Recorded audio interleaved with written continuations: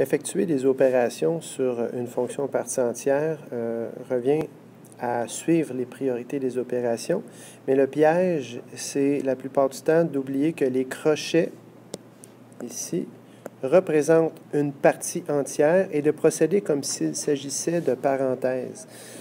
Alors, l'erreur typique qui est ici, c'est de faire ceci. Alors, je vais mettre n'égale pas 2 fois 1,3 égale 2,6. Alors ça, c'est pas bon. En fait, la bonne réponse, c'est 2 fois la partie entière de 1,3 qui est 1, ce qui veut dire 2. Deuxième exemple. Moins la partie entière de 1,3 plus 1, c'est-à-dire 2,3. Ça revient à moins la partie entière de 2,3 qui est 2, donc moins 2. Troisième exemple, ça procède de la même logique.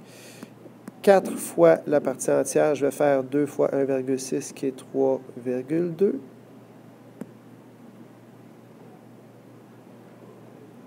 Moins 2.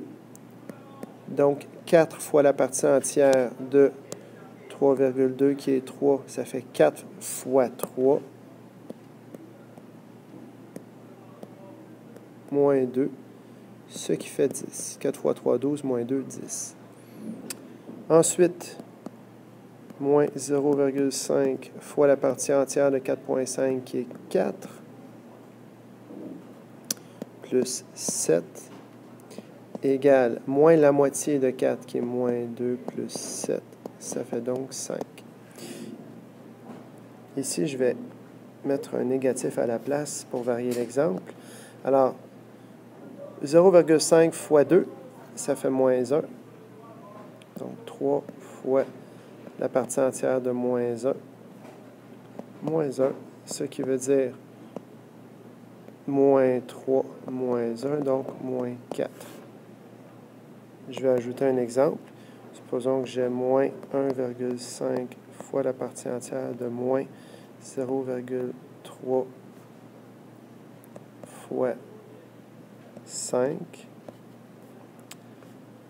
J'ai donc moins 1,5 fois moins 0,3 fois 5, c'est moins 1,5. C'est pas moins 1,5 fois moins 1,5, mais bien moins 1,5 fois la partie entière de moins 1,5 qui est moins 2, ce qui va donner 3.